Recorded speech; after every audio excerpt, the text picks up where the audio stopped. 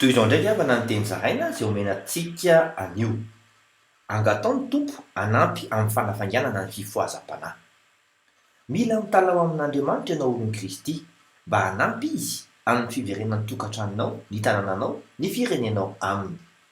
Araka ny voasoratra ao amin'ny fitomanina toko 5:20 amin'ny anaran'i Jesosy, Jehova ô, ampiverenao aminao izahay, mba hiverenanay avao izy toy ny fahiny ny andronay. Dia amaly izy. Araka ny voasoratra amin'ny filazantsara ny Luka toko 7:7 amin'ny anaran'i Jesosy hoe: fa Andriamanitra tsy hanome rariny ny olombofidiny fa izay mitaraina amin'ny andro aman'alina. Ary moa ahita rehetrarehetra va izy? Mino, te hafantatra mantsy izy hoe hatraiza ny alalin'ny fanirianao momba izany. Vavaka isika.